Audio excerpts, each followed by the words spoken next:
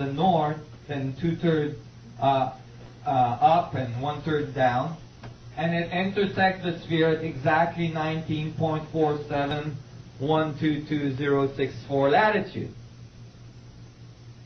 which is exactly where I live. Actually, I live on the big island of Hawaii, and that is on one of those points.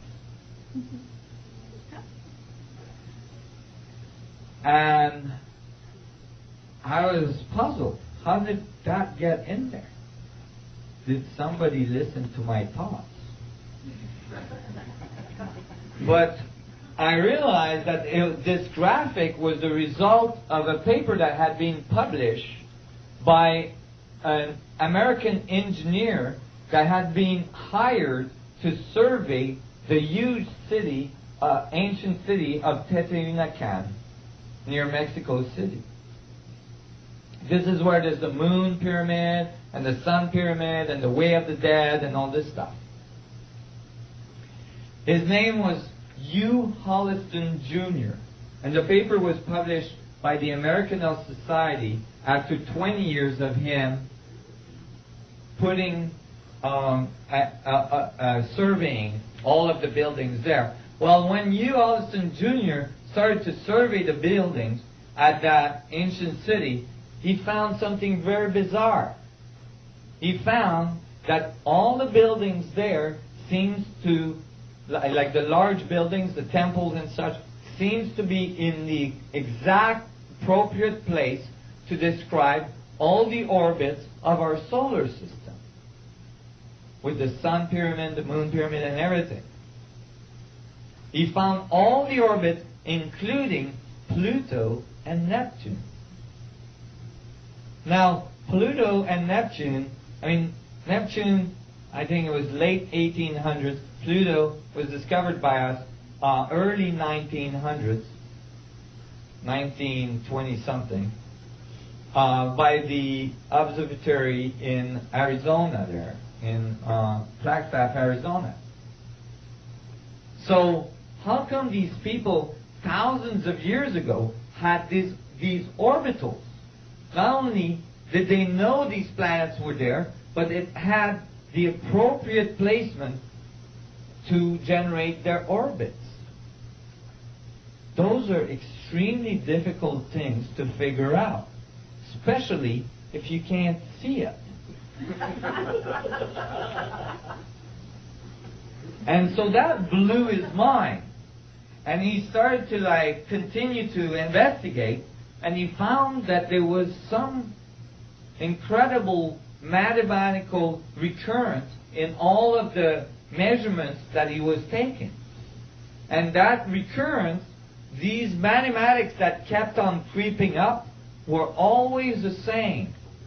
And he figured out that they were pointing out to the mathematics of a sphere and a tetrahedron embedded in it.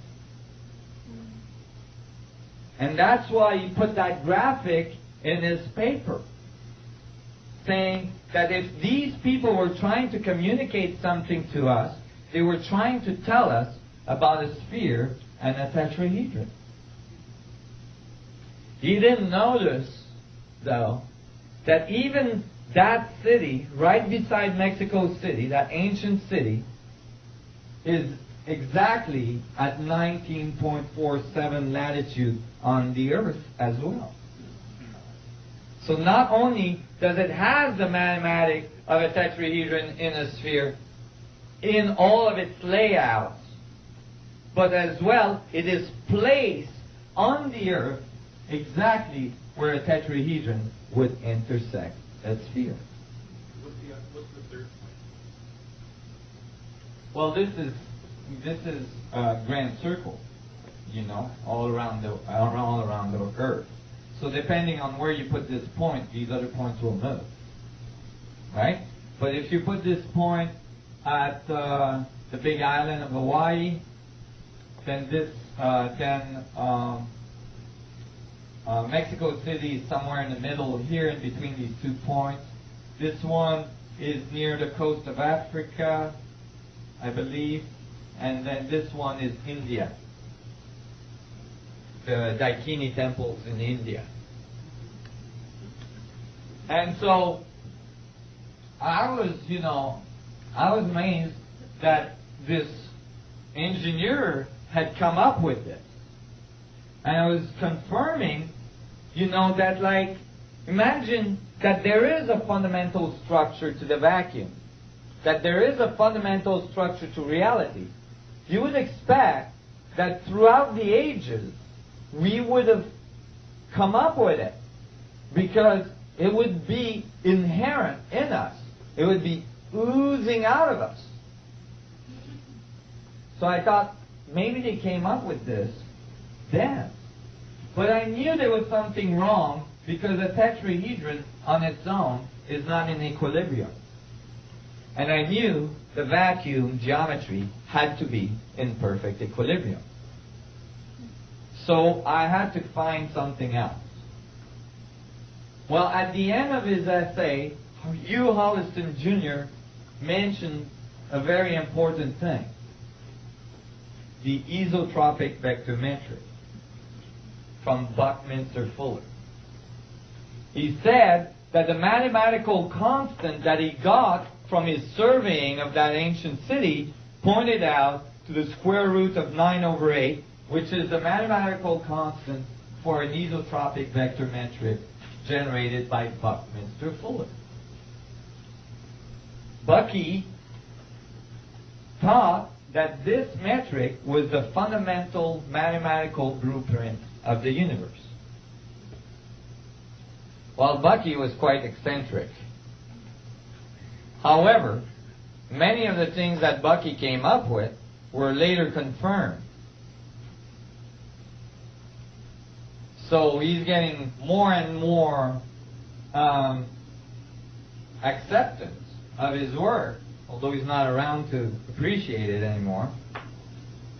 But the blueprint of the universe, he thought, was the isotropic vector metric. What is this thing? It's 10 tetrahedron on the bottom. This is called a 4-frequency isotropic vector metric. So 10 tetrahedrons on the bottom, 3 in the middle. 6 in the middle, 3 on top, and then 1, making a huge tetrahedron on its own. Can everybody see this? So there's actually 20 tetrahedron in an isotropic vector metric. And if you take only one face of the isotropic vector metric, right, just a plane of it, then you have 4 faces on the bottom, 3 faces on the second level, 2 faces on the third level, and 1 face on top. Everybody sees this? Okay. Well, when I found the isotropic vector metric, I thought, well, I'm interested about negative space. So let me take off the tetrahedrons and see what's in between them. So I did that, and when I did that, I realized what was in between the tetrahedrons. They're octahedrons. Do I have a little octahedron somewhere? No, I don't. I guess it got destroyed. The glue, while I was traveling, melted with this 108-degree heat we've been having. So I lost some of my models. But an octahedron is a pyramid with another one below it. Emphasis on the word pyramid. So I was happy to find that the pyramidal geometry was present between the tetrahedrons. Can everybody see how an octahedron is 2 pyramids base to base? If this is one point of the pyramid, then the base is here, and it's a square base. It looks rectangular because it's in perspective. And the other point is here. Right? 2 pyramids base to base. There is a bunch of them together. But when I did this, I realized there was something weird.